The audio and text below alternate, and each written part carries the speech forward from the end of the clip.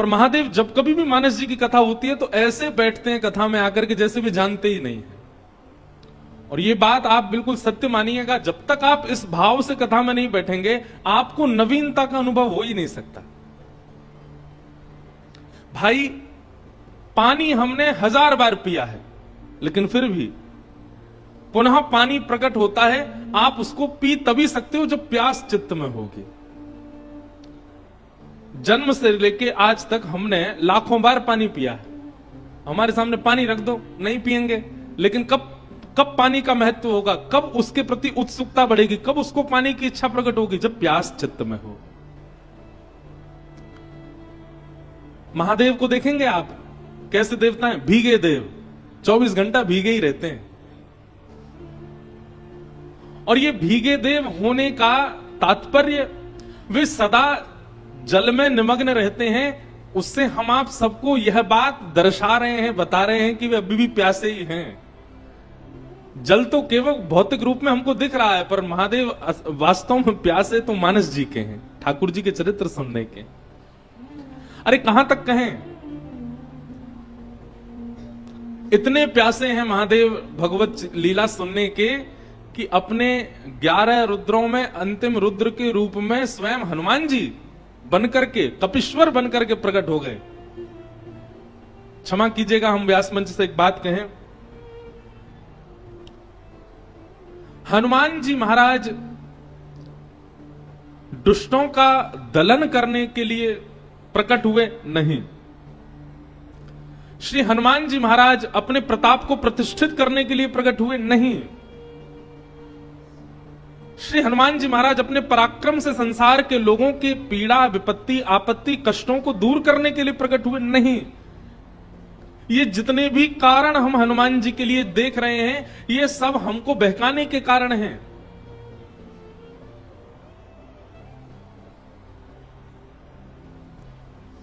श्रेष्ठ भक्त का एक लक्षण होता है कि वो अपनी भक्ति को, अपने स्वभाव को छुपाता है। हनुमान जी महाराज ने विकट रूप धारण करके, गदा हाथ में लेकर के, बानर के रूप में आकर के और अपने दुनिया भर के गोस्वामी जी से लिखवा करके प्रसंगों को हम आप सबके मन में ये बात प्रतिष्ठित करवा दी हनुमान जी ने कि वे केवल दुख दलन करने वाले हैं, वे केवल कष्टों को निवारण करने वाले हैं। भूत पिशाच निकट नहीं आवे, महावीर जब नाम सुनावे। ये सब हमको बतला करके हनुमान जी ने अपने मूल रूप को छुपाया है। हनुमान जी का मूल रूप ये सब नहीं है।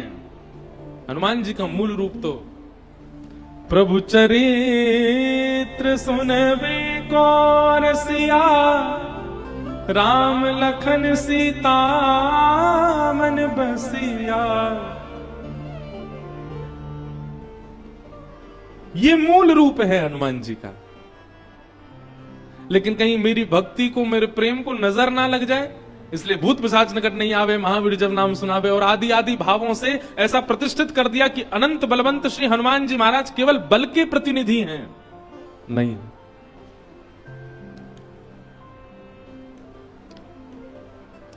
हनुमान जी तो अत्यंत प्रेम के सागर हैं। और महादेव कथा के इतने रसिया हैं कि वे ही हनुमंत रूप धारण करके कथा श्रवणार्थ पधारे हैं।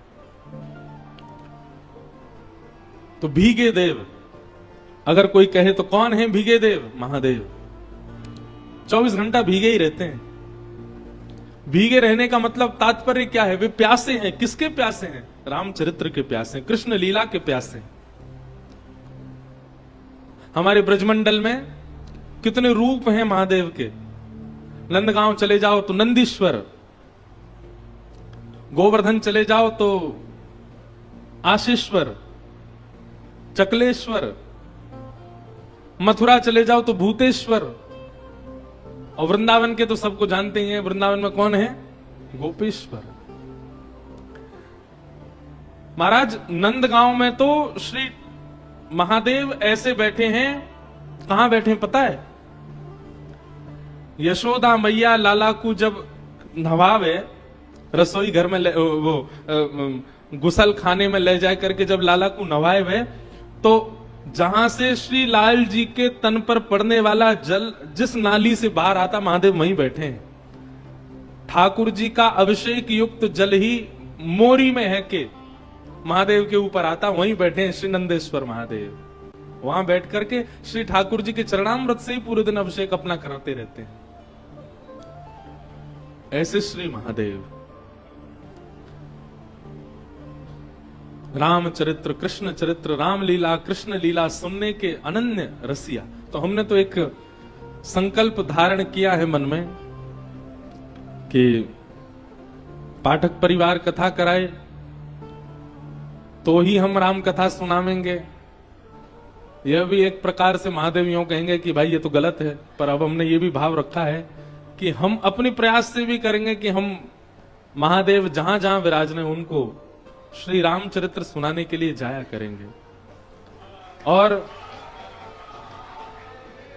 भागवत हम पूरी दुनिया को सुनाएंगे, पर राम कथा केवल महादेव को सुनाएंगे। अगर कल को कोई हमसे कहे भी कि हमें राम कथा सुननी है तो हम कहेंगे ज्योतिर्लिंग में चलो, वहीं सुनाएंगे। राम कथा अब और कहीं हमको ऐसा लगता है कि हमको कहने में हम असमर्थ हो जाएंगे, पर वैसे तो अभी भी असमर्थ ही हैं। पर महादेव, ऐसा हमको बार बार कल से ही प्रतीत हो रहा है कि हम किसी को नहीं सुना रहे हैं, महादेव ही सुन रहे हैं। जिस प्रकार का कथाओं का व्यवस्था होती है, उस व्यवस्था से ही हमारी कथा निकलती है। कई बार यहाँ कई चीजों में अब कूलरों की इतनी आवाज है कि हमको अपनी आवाज ही कम आ रही है, संगीत के स्वर ही बहुत कम सुनाई दे रहे हैं, पर ये मन में भाव आ ही नहीं रहा है कि आपको सुनाना है। मन में यही भाव है कि नहीं, महादेव सुन रहे हैं बैठ के, तो उनको श्रवण करानी है। तो उस भाव से प्रकट हो रही है चर्चा। तो आज से बालकांड का प्रारंभ हम कर रहे हैं। सब जानते हैं अत्यंत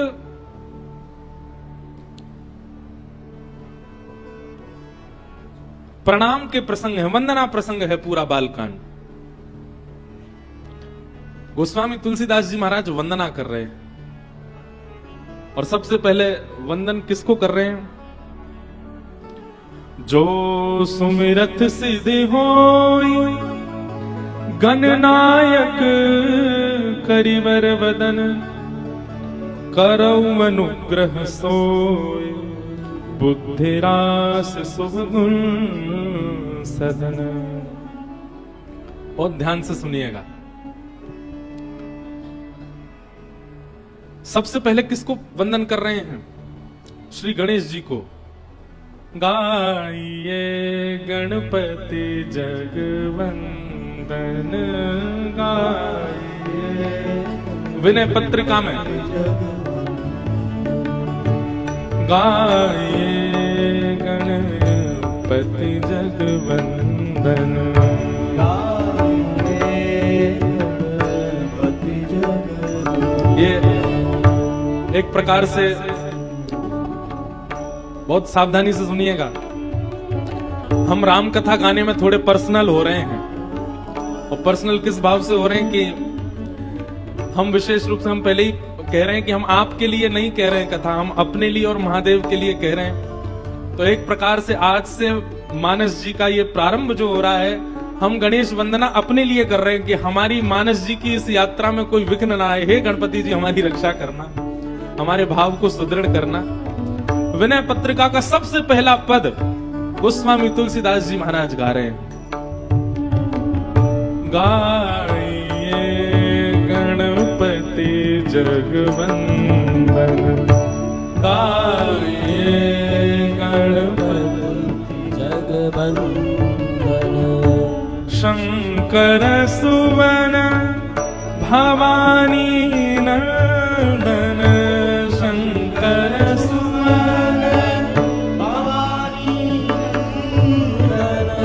शंकर सुवन भवानी नंदन, शंकर सुवन भवानी नंदन, गाइए गणपति जगवंदन, गाइए गणपति जगवंदन। सिद्धि सदन गज बदन विनायक, सदन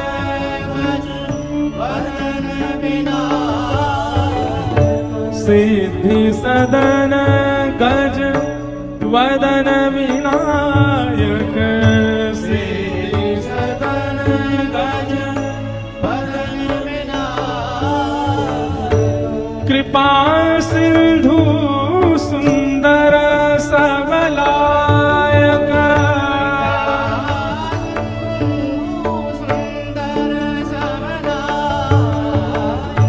कृपा सिंधु सुंदर सबलायक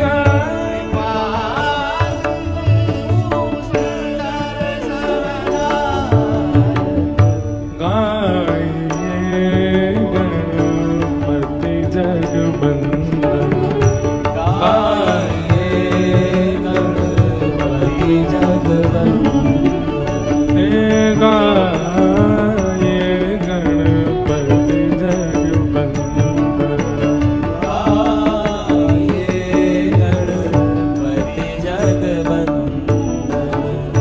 मोदक प्रिय मुद मंगल दाता मोदक प्रिय मुद मंगल दाता विद्यावारिधि बुद्धि विधाता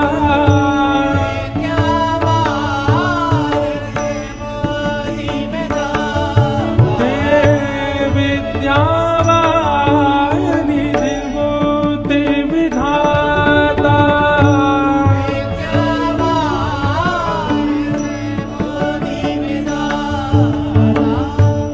मांगत तुलसी दास कर जोरे मांगत तुलसी दास कर जोरे मांगत तुलसी। ये अंतिम पंक्ति सबको गानी है, ये भाव हमारा भी होना चाहिए जो गोस्वामी जी मांग रहे हैं। मांगत तुलसी दास कर जोरे मांगत तुलसी दास कर जोरे बसहि राम सिय मानस मोरे बसहि राम सिय मानस मोरे बसहि राम सिय मानस मोरे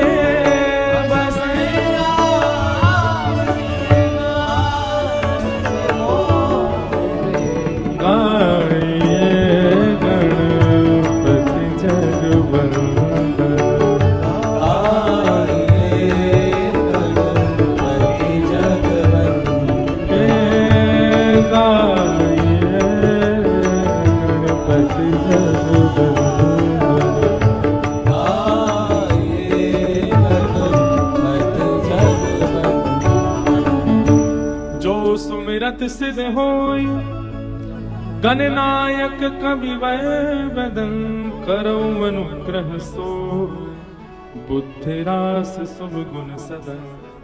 गोस्वामी तुलसीदास जी महाराज गणपति वंदना कर रहे हैं। पहले सबसे पहला प्रणाम गणेश जी को कर रहे हैं। और जब संस्कृत का मंगलाचरण किया तो वहां पर भी वर्णानाम अर्थ संज्ञानाम रसानाम छंद सामपि मंगलानाम च कर्तारौ वंदे वाणी विनायको। दो लोगों को वंदन किया है। सब लोग इधर देखो, सावधानी से सुनो। वाणी विनायको, हमारे जीवन को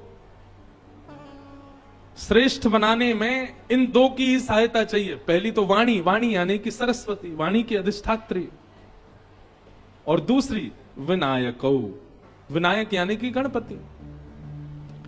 किसी व्यक्ति के पास ज्ञान अति सुंदर हो, शब्द भी बहुत अच्छे हों, बोलना भी बढ़िया जानता हो, स्वर भी बहुत अच्छा हो, स्वरूप भी बहुत अच्छा, सब कुछ अच्छा है, लेकिन मंगल करता गणेश जी यदि उसके पास नहीं है तो ज्ञान रावण के पास भी था, शब्दों का बोध रावण को भी था, सुंदर सुंदर प्रस्तुति बना करके महादेव को रिझाने की सामर्थ्य रावण रखता था।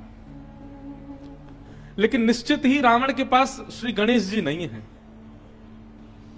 और ऐसा मुझे कभी कभी लगता है कि रावण महादेव को प्रणाम करता था, तो महादेव के बगल में बैठे हुए गणेश जी को देख करके रावण सोचता होगा, मैं महादेव का शिष्य हूं, आप महादेव के पुत्र हो, और पुत्र गुरु का पुत्र और गुरु का शिष्य एक प्रकार से भाई भाई के समान होते हैं। तो भाई का नाता रखने के कारण कभी सम्मान बुद्धि शायद रावण के चित्त में प्रकट हुई नहीं गणेश जी के प्रति, इसीलिए उसका अनित हुआ। गणेश जी का सम्मान उसने किया होता, गणेश जी के प्रति उसका आदर भाव रहा होता। भैया आप महादेव के उपासक हो, इसका मतलब है कि महादेव पंचायतन संपूर्ण परिवार आपके चित्त में होना चाहिए। अकेले महादेव को भजने से कोई काम नहीं बनने वाला है। आपको नंदी को भी प्रणाम करना पड़ेगा, आपको सर्प को भी वंदन करना पड़ेगा, आपको परांबा जगदंबा उमा पार्वती को भी वंदन करना पड़ेगा, उनके वाहन को भी वंदन करना पड़ेगा, आपको कार्तिकेय को भी वंदन करना पड़ेगा, गणपति को भी वंदन करना पड़ेगा, तभी महादेव उपासक आप माने जाओगे। हमें ऐसा लगता है रावण के नाश का कारण, नहीं तो लोगों के मन में संशय नहीं होगा कि महादेव की उपासना करी फिर भी रावण की ऐसी मति, महादेव की उपासना करी फिर भी रावण की ऐसी गति।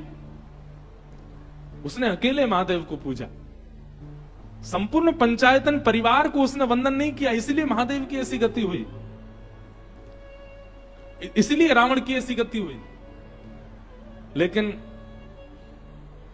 एक बात याद रखिएगा, राजा को बाद में प्रसन्न करो, मंत्री महामंत्री सेनापति और द्वारपाल ये यदि पहले प्रसन्न हो गए तो राजा का प्रसन्न होना ना होना चलेगा, लेकिन मंत्री महामंत्री सेनापति और द्वारपाल यदि आपसे प्रसन्न हैं तो आपके सारे काम बन जाएंगे। अब देखो यहां रामेश्वर मंदिर में भले ही आप महादेव के कितने भी बड़े उपासक हो, भले ही आप काशी विश्वनाथ से आए हो, स्वयं बनारस से ही आए हो, इसका मतलब है कि महादेव से आपका सीधा संबंध है, लेकिन यहां के पुजारियों से आपका कोई संबंध नहीं।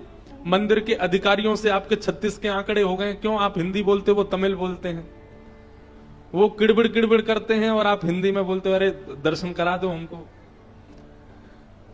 द्वारपाल जो हैं उन्होंने पहले दिन आपको रोका और आप हठपूर्वक अंदर चले गए, उसकी नजर में चढ़ गए, तो महादेव आपसे कितने भी प्रसन्न हो, द्वारपाल प्रसन्न नहीं है, पुजारी प्रसन्न नहीं है, मंदिर के अधिकारी प्रसन्न नहीं है, तो महादेव कितने प्रसन्न हो, दर्शन नहीं होगा आपको।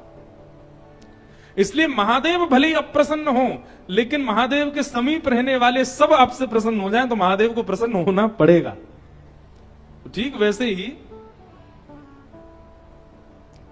महादेव से पहले गणपति पूजो।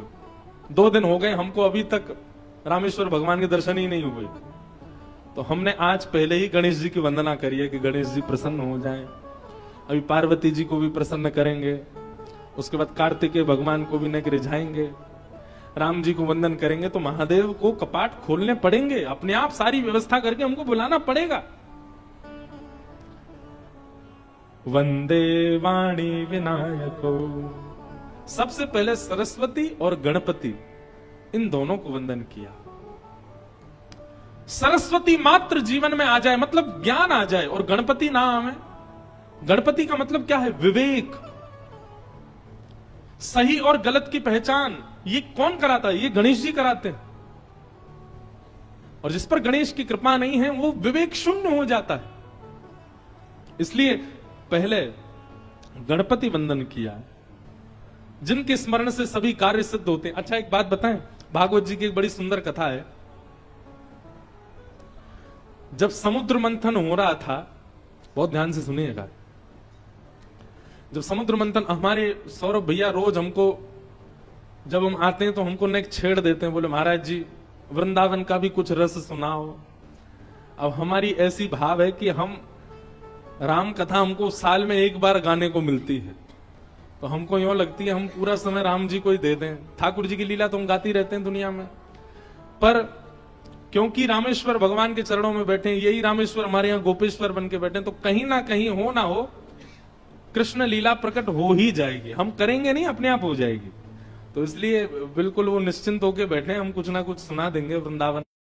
गणेश जी की बात सुनकर के ठाकुर जी बड़े प्रसन्न हो गए, बोले ऐसी बात नहीं है, और आपकी वंदना कर रहे हैं, आप तो केवल स्वीकृति प्रदान कर दो कि कार्य मंगल होगा, बाकी सब मैं संभाल लूंगा। एक प्रकार से जब आप गणेश वंदना करते हैं तो गणेश वंदना से गणेश जी ठाकुर जी से प्रार्थना करते हैं कि इसने मेरी वंदना की है किसी कार्य की सिद्धि के लिए, और उस कार्य को संभालने के लिए ठाकुर जी ही गणेश जी की बात मान करके जाते हैं। ऐसा भाव भागवत जी की कथा से कहीं ना कहीं प्रस्तुत होता है। तो भगवान ने कहा आप तो हामी भर दो कि आपका कार्य मंगल होगा। गणेश जी बोले पर ये संभलेगा कैसे समुद्र मंथन? भगवान बोले आप बस हामी भरो, हम संभाल लेंगे। गणेश जी ने जाकर के सब देवताओं को दर्शन दिया, बोले कि आप बिल्कुल निश्चिंत हो जाइए, आपका कार्य मंगल होगा।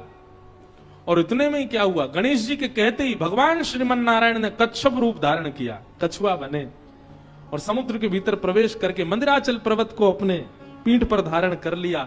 और जैसे समुद्र मंथन हुआ तो रत्न प्रकट होने लगे। देवताओं को लगा कि गणेश जी की कृपा से सब मंगल हुआ, परंतु वास्तव में यह है कि गणेश जी की स्वीकृति यदि हो जाए तो आदिदेव नारायण लग जाते हैं उस कार्य की सिद्धि में। इसलिए गणेश वंदना अति आवश्यक है, क्योंकि श्री गणेश जी ठाकुर जी को बड़े प्रिय हैं। यदि वो किसी कार्य से प्रसन्न है तो वो कार्य सफल होगा ही होगा, क्योंकि स्वयं ठाकुर जी फिर उस कार्य को संभालने के लिए जाते। तो गोस्वामी जी ने गणेश वंदना की। आज वंदना प्रसंगी है, कितनी वंदना कर रहे हैं देखो। गोस्वामी जी के इन भावों को प्रणाम करने का मन होता है। गणेश जी की वंदना के बाद किसको वंदन कर रहे हैं? मूक होई वाचाल पंगु चढ़ई गिरिवर गहन जासु कृपा सो दयाल द्रवउ सकल कलिमल दहन। एक श्लोक है ना, मूकम करोति वाचालम पंगुं लंघयते गिरिम यत् कृपा तमहम वंदे परमानंद माधवम। जिनकी कृपा से गूंगा बोलने लग जाता है, जिनकी कृपा से लंगड़ा पर्वत लांग जाता है, जिनकी कृपा से बिना नेत्र वाला भी देख लेता है, ऐसे परब्रह्म भगवान को मैं वंदन करता हूं। ठाकुर जी यदि चाह जाएं, ठाकुर जी यदि चाह लें तो न नेत्र वाला भी सृष्टि को देख सकता है, और ठाकुर जी यदि नहीं चाहें तो सर्वगुण संपन्न होने के बाद भी व्यक्ति देख नहीं पाएगा, सन्मुख होने के बाद भी नहीं देख पाएगा। हम कोई मनगढ़ंत बात कहें तो आपका अविश्वास होना स्वाभाविक है, परंतु हम बिल्कुल सत्य घटना बता रहे हैं। हमारे पूज्य नाना जी पंडित श्री कृष्णलाल शास्त्री जी, उन्होंने एक बार एक बात हमको सुनाई थी, अभी अचानक याद आई। हमारे नाना जी जब अपने समय में थे, युवावस्था में थे, तो आपने गांव के किसी व्यक्ति से कुछ कर्जा लिया, धन लिया। धीमे धीमे वो कर्जा चुका भी दिया, परंतु जिस व्यक्ति से कर्जा लिया उसके चित्त में लोभ आ गया। उसके मन में आया कि कोई लिखा पढ़ी तो है नहीं, कहीं लिखा तो है नहीं कि इन्होंने इतना मांगा, इन्होंने इतना वापस कर दिया, इनसे और मांग लिए जाएं। उस व्यक्ति ने पूरे नगर में ऐसा हल्ला कर दिया कि इन्होंने अभी तक मेरा पैसा वापस लौटाया नहीं है, और मैं हठपूर्वक, मैं जबरदस्ती, मैं कैसे भी करके इस तिथि तक इन्होंने पैसा नहीं दिया तो मैं इनसे हठपूर्वक ले लूंगा। नाना जी सबको बोले भैया मैंने दे दिया है, वो बात हमसे गलती हो गई, हमने कहीं लिखा पढ़ी नहीं करी है। नाना जी के द्वारा सुनाई गई घटना बता रहे हैं आपको। उस व्यक्ति ने खुले बाजार में नाना जी को कहा कि कल अगर तुमने हमको पैसा नहीं दिया तो हम पुलिस लेके आएंगे और तुमको गिरफ्तार करवा देंगे। हमारे घर में, नाना जी के घर में सब लोग बड़े विचलित हो गए, बोले अब क्या करें, ये तो कल आ जाएगा, और हटीला व्यक्ति है, आ ही जाएगा।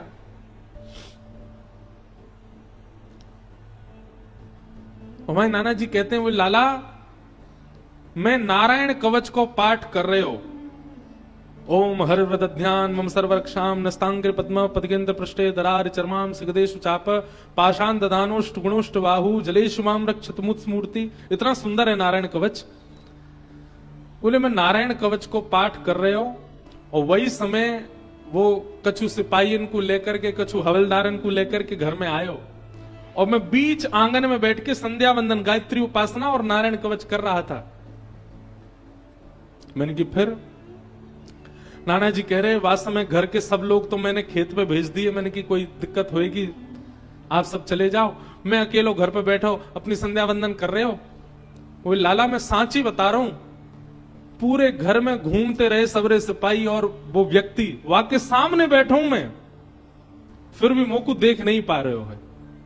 वाकु यूं लग रही है कि ये कृष्णलाल जी गए कहां, बोले जबकि मैं सामने बैठा हूं और मैं नारायण कवच को पाठ करते करते मन में विचार कर रहा हूं कि ये पूरे कमरान में खोज खोज के देख रहा हूं, छत पे जाके देख रहा हूं, नीचे मैं तो यहीं बैठा हूं, ये मुंह को उठा का क्यों नहीं रहे, और आपस में सब चर्चा कर रहे हैं, ये कृष्णलाल कहां चलोगे हो, ये कृष्णलाल कहां चलोगे हो। और बोले मैं बीच में बैठ के सबको देख रहा हूं।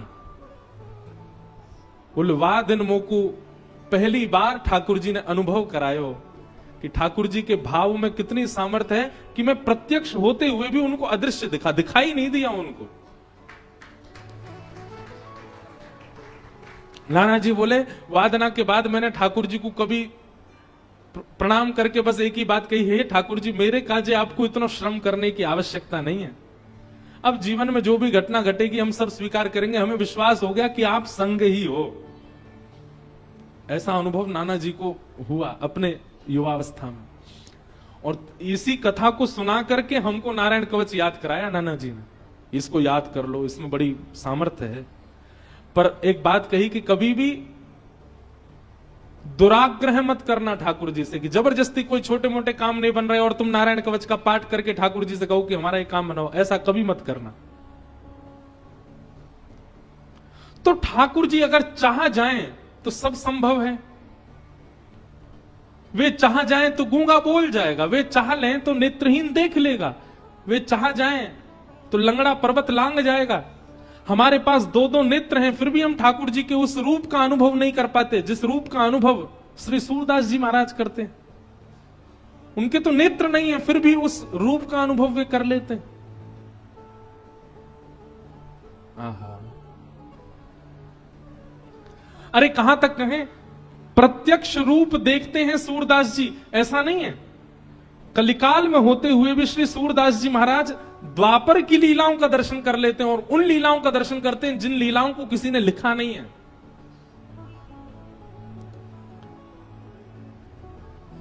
सूरदास जी की एक पद है, सूरदास जी का बहुत सुंदर पद है। ठाकुर जी और किशोरी जी की आपस की लीला का एक बहुत सुंदर पद है, बस मिल जाए हमें। हाँ,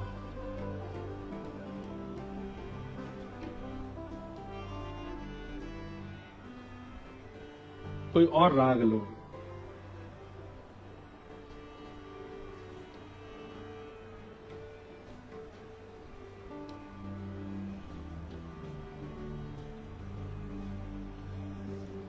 हाँ, श्री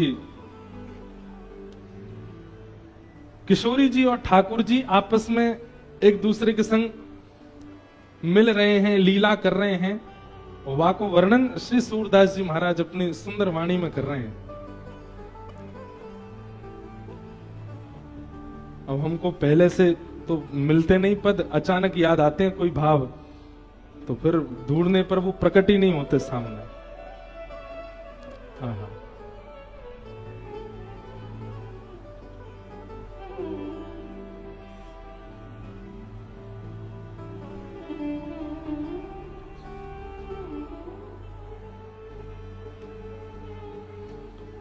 उस पद में ऐसा भाव है कि श्री ठाकुर जी और किशोरी जी यमुना तट पर ऐसी लीला कर रहे हैं। उस लीला का वर्णन किसी ने नहीं किया, पर सूरदास जी को वो लीला दिख रही है। यहां जो गोस्वामी जी कह रहे हैं, मुंह को होए बाचाल पंगु चढ़े गिरिवर गहन, जासु कृपा सो दयाल, जिनकी कृपा से ये सब होता है, वो कृपा का प्रत्यक्ष दर्शन करने को मिलता है कहां? श्री सूरदास जी के लिए। हाँ,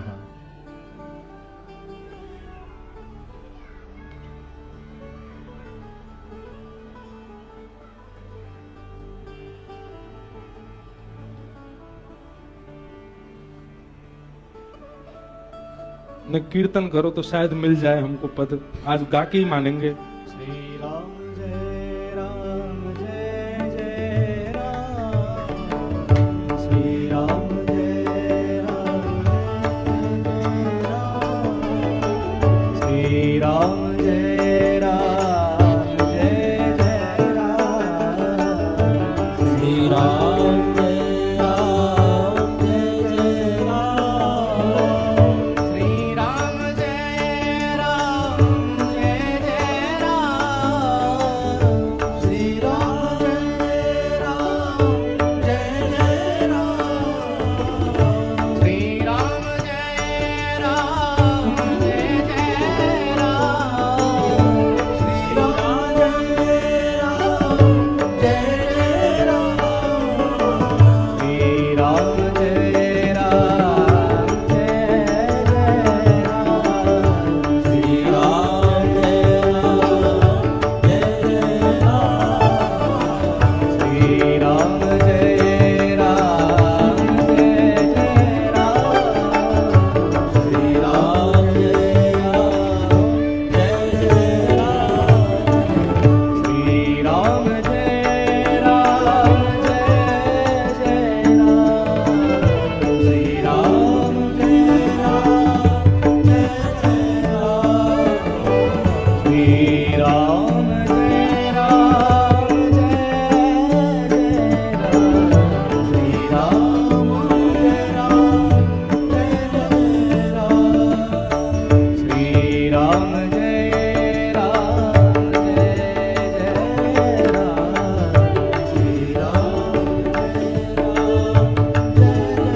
राम, श्री राम जय राम जय जय राम, श्री राम जय राम जय जय राम, कौशल्या के प्यारे राम, कौशल्या के प्यारे राम, दशरथ राज दुलारे राम, दशरथ राज दुलारे राम, भक्तों के हितकारी राम, भक्तों के हितकारी राम, भक्तों के हितकारी राम, भक्तों के हितकारी राम, श्री राम जय राम जय जय राम, श्री राम जय राम जय जय राम, श्री राम जय राम जय जय राम, श्री राम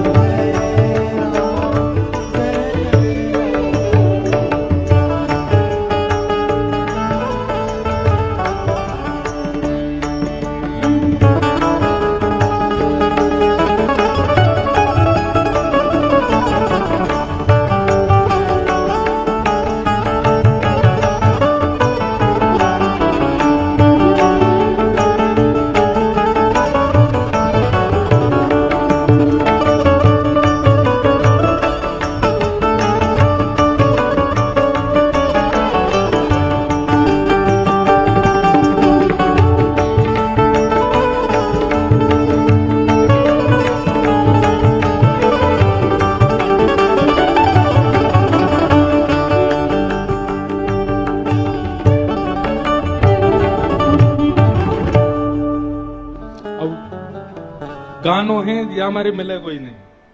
मानो किशोरी जी और ठाकुर जी सघन कुंज में विहार कर रहे हैं, तो अभी प्रकट और जैसे ही हम कथा करके जाएंगे सोई एक पन्ना खोलते दिख जाएगा पद, लेकिन अब प्रकट होना होता है तो मिल जाते हैं तुरंत, नहीं होना होता तो फिर ऐसी लीला ठाकुर जी करते हैं। तो कहना क्या चाहते हैं, जासु कृपा सु दयाल, आप अपना बल मत मानिए कि आप कुछ देख सकते हैं, आप कुछ गा सकते हैं, सब उन्हीं की कृपा है। मानो गोस्वामी जी यहां इस बात को प्रस्तुत कर रहे हैं कि मैं जो कुछ भी लिख रहा हूं ये मेरी क्षमता नहीं है, श्री ठाकुर जी के अनुग्रह से ही मैं कर पा रहा हूं। नील सरोरुह श्याम तरुण अरुण बारिज नयन, करो सुमम उर्धाम सदा शीर सागर शयन। शीर सागर में शयन करने वाले चतुर्भुज रूपधारी श्रीमन नारायण भगवान को यहां पर प्रणाम करते हैं। प्रणाम वंदन करते हुए उनकी वंदना करते हैं। श्रीमन नारायण को वंदन किया गया और ठीक श्रीमन नारायण को वंदन करने के बाद किनको वंदन करते हैं? कुंद इंदु समदेह उमा रमन करुणायन, जाहि दीन पर नेह करहु कृपा मर्दनमयन। नारायण और शिव, सब लोग बहुत ध्यान से सुनिएगा, इन दोनों को साथ साथ वंदन किया श्री गोस्वामी तुलसीदास जी महाराज ने।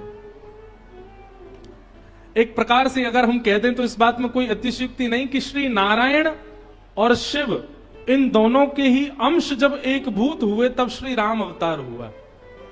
अगर राम जी को आप गंभीरता से देखेंगे तो नारायण अंश और शिव अंश दोनों का दर्शन आपको राम जी में हो जाएगा। एक कथा आती है कि एक बार श्रीमन नारायण भगवान अपने वैकुंठ क्षेत्र में शेष नाग पर पौड़े नेत्र बंद करके चिंतन कर रहे थे और तभी चिंतन करते करते उनको दर्शन कैसा हुआ? आहा, जटाजूट पर सुंदर रुद्राक्ष लपेटे हुए बाल चंद्रमा विराजमान हैं, गंगा जी प्रवाहित हो रही हैं, त्रिनेत्र हैं, त्रिपुंड लगाया हुआ है, जटाएं बिखरी हुई हैं, नीलकंठ है, गौर वर्ण है। एक बात याद रखिएगा, महादेव का स्वरूप कैसा है? गौर वर्ण के हैं श्री महादेव। और एक जगह नहीं, अनेक जगह इसका प्रमाण दिया गया। कर्पूर गौरम करुणावतारम, सामान्य गोरे भी नहीं है, कर्पूर गौरम, कपूर जैसे गोरे हैं। और यहां पे देखो, यहां पे क्या लिखे? कुंद इंदु समदेह, बिल्कुल श्वेत पुष्प के भांति महादेव का स्वरूप है। ध्याये नित्यम महेशम रजत गिरिनिभम, रजत किसको कहते हैं? चांदी को। चांदी के पर्वत के समान चमकते हैं श्री महादेव। यानी कि महादेव का स्वरूप कैसा है? गोरे हैं महादेव।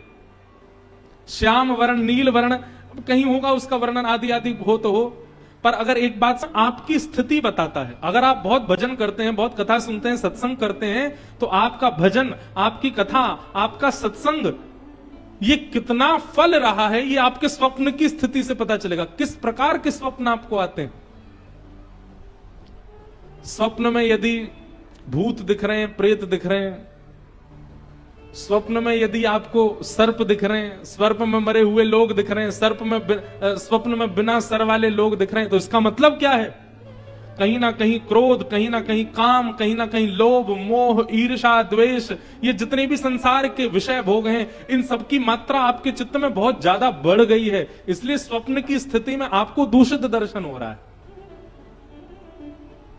आपका भजन बढ़ेगा, आपका सत्संग बढ़ेगा, तो आपको स्वप्न में या तो नाम सुनाई देगा, लीला दिखाई देगी, धाम का दर्शन होगा। हम कह रहे हैं प्रत्यक्ष ठाकुर जी ना दिखें, लेकिन धाम दिखेगा, वृंदावन दिखेगा, रामेश्वरम दिखेगा, हमारे श्री रंगनाथ भगवान दिखेंगे, गोवर्धन दिखेंगे, बद्रीनाथ दिखेंगे। प्रत्यक्ष ठाकुर जी ना दिखें, धाम दिख रहा है, इसका मतलब आपका भजन, आपका सत्संग फल रहा है। स्वप्न में धाम भी नहीं दिख रहा, लेकिन भगवत भजन करने वाला कोई वैष्णव दिखाई दे रहा, कोई कथाकार दिखाई दे रहे हैं, कोई संत दिखाई दे रहे हैं, कोई भजनानंदी महात्मा दिखाई दे रहे हैं, तो भी समझो कि आपका भजन फल रहा है। शुभ आयुध दिखाई दे रहे हैं, ठाकुर जी का त्रिशूल दिखाई दे रहा, महादेव का, भगवान की श्रृंगी दिखाई दे रही है, बालकृष्ण प्रभु की वंशी दिखाई दे रही है, ये आयुध दिखाई दे रहे हैं, या भगवान के शुभ चिन्ह दिखाई दे रहे हैं, तो भी आपका भजन फल रहा है। और पीत वर्ण दिखाई दे रहा, पीला रंग, श्याम वर्ण दिखाई दे रहा है। इन वर्णों से भी शुभ संकेत पता किया जा सकता है कि आप ठाकुर जी के भजन में रत हो चुके हो। और जहां भय हो, जहां भयभीतता का अनुभव होता हो, जहां पर वो दिखता हो जो नहीं दिखना चाहिए, यह भी आपकी मन की स्थिति बताता है कि आप कितने पानी में हो। इसलिए स्वप्न मिथ्या नहीं होते। महादेव बोले हमने तो स्वप्न में देखा कि आप हमसे मिलने आ रहे हो। भगवान बोले हमने भी देखा कि आप हमसे मिलने आ रहे हो, हमसे तो रहा नहीं का, हम भी दौड़े। महादेव बोले हमसे भी नहीं रहा, हम भी दौड़े। दोनों ने परस्पर आपस में चर्चा की। महादेव और नारायण इतना प्रेम करते हैं एक दूसरे से। तुरंत भगवान ने हाथ पकड़ा और कहा चलो थोड़ी देर मानसरोवर में क्रीड़ा करते हैं। और ठाकुर जी और महादेव दोनों मानसरोवर में गए और मानसरोवर में थोड़ी देर तैरने लगे, थोड़ी देर जल उछालने लगे, कभी कोई क्रीड़ा करें, जल क्रीड़ा दोनों करने लगे। वर्णन करते हैं कि जल क्रीड़ा करते करते करते करते करते हजारों लाखों वर्ष बीत गए। ना भूख लगी, ना प्यास लगी, ना निद्रा आई, और दोनों पृथ्वी के संचालन करता एक दूसरे के साथ क्रीड़ा में लगे। ब्रह्मा जी ये लीला देख करके बोलने लगे हो गया काम। पृथ्वी का पालन संहार उत्पन्न करने वाले दोनों क्रीड़ा में व्यस्त हो गए। अब इस सृष्टि का कल्याण कैसे होगा? अच्छा, दोनों इतने तत्पर होकर के क्रीड़ा कर रहे थे कि कोई बीच में उनको रोकने जाए भी तो पहले घबरा जाए। बोले कहीं इन्होंने अगर गुस्सा में हमको देख लिया तो हमारा तो होगा, वो गोविंदाय नमो नमः हो जाएगा। तो महादेव ब्रह्मा जी इंद्र से कहें तुम जाओ। इंद्र कहें बोले मैं क्यों जाऊं? वरुण देव को भेज दो। वरुण देव कहें मैं क्यों जाऊं? पवन देव को भेज दो। पवन बोले मैं क्यों जाऊं? सबको अपना जीवन प्यारा। बोले इन दोनों के कार्य में विक्षेप डालने का मतलब है कि अपने जीवन से हाथ धोना। ब्रह्मा जी बोले वो सब तो ठीक है, लेकिन इन दोनों को रोका नहीं गया तो सृष्टि का पालन कैसे होगा?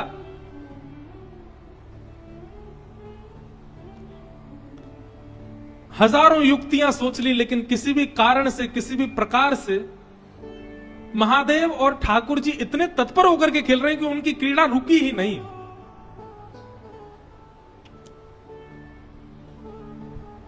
तभी ब्रह्मा जी ने आवाहन किया किनका? कपीश्वर हनुमान जी का। अनंत बलवंत श्री हनुमान जी महाराज का स्मरण किया। बोले आप ही कुछ करो, आप में बुद्धि विवेक दोनों विद्यमान है, आप ही बताओ ये कैसे रुकेंगे दोनों? इन दोनों का रुकना आवश्यक है। हनुमान जी महाराज ने जब दोनों की तत्परता को देखा तो ब्रह्मा जी से बोले खेलने दो ना, इतने आनंद में तो लग रहे हैं। बोले वो तो ठीक है, एक आध 2-4 दिन खेलें, ठीक है, लाख साल हो गए, लाखों वर्ष बीत गए, इनका खेल ही पूरा नहीं हो रहा है। अब तो इनका खेल यहीं विश्राम होना चाहिए। हनुमान जी महाराज बोले इन दोनों को एक ही कारण से रोका जा सकता है। क्या? ऐसा कुछ किया जाए जो इन दोनों को ही अति प्रिय है। बहुत ध्यान से सुनिएगा।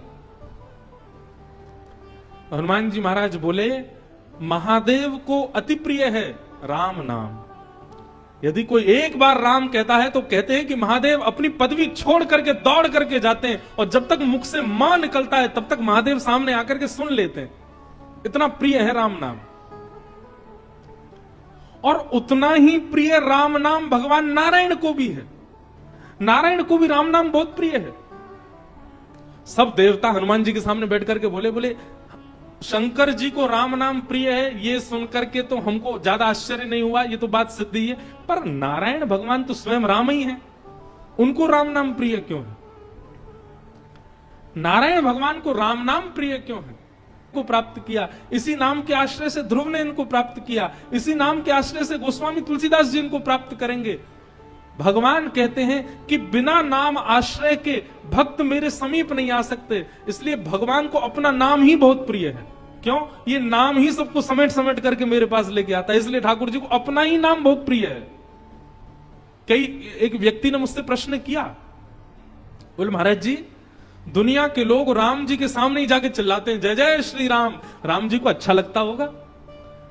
उन्हीं का नाम उन्हीं के सामने जाकर के चिल्लाने से राम जी को प्रिय लगता होगा? कि मेरे चरणों का आश्रय प्रदान किया, इसलिए मुझे मेरा ही नाम बहुत प्रिय है। हनुमान जी महाराज बोले राम महादेव को भी प्रिय है और राम नारायण को भी प्रिय है।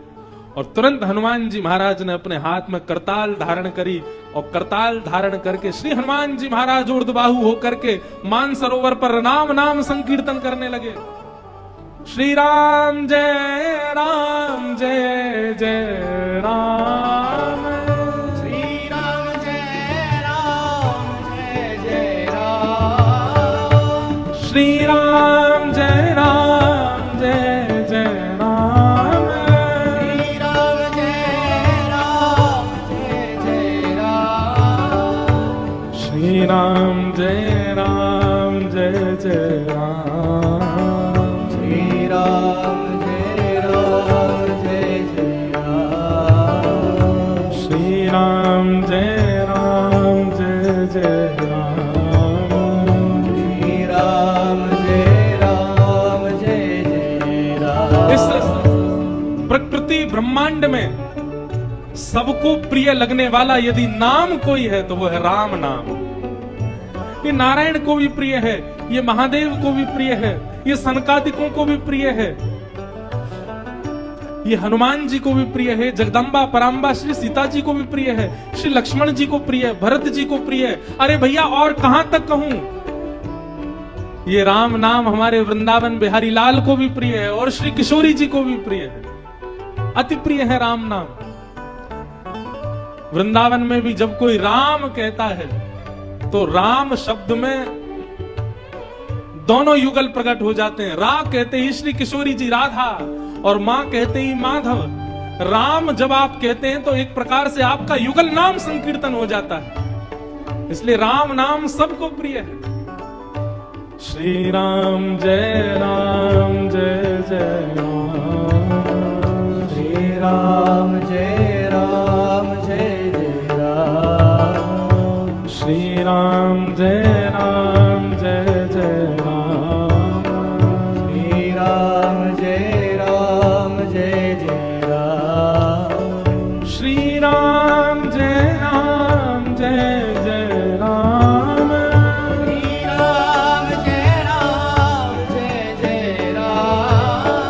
श्री राम जय जय राम, श्री राम जय जय राम,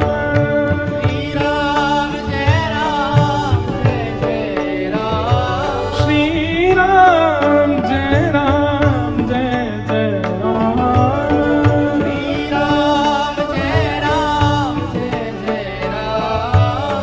श्री राम जय जय राम, श्री राम जय जय राम, वंदौ नाम राम रघुवर के, वंदौ सबका गोस्वामी तुलसीदास जी महाराज। वंदौ नाम राम रघुवर को, वंदौ हेतु कृशानु भानु हिम कर को, हेतु महामंत्र जोई जपत महेशु,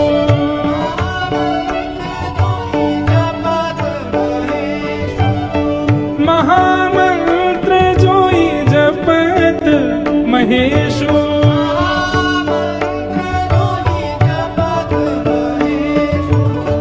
काशी मुक्ति हेतु उपदेशु,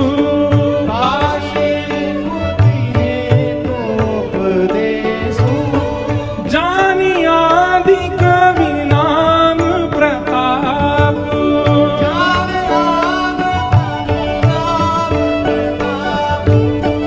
भयउ सुध करी उलटा जापू,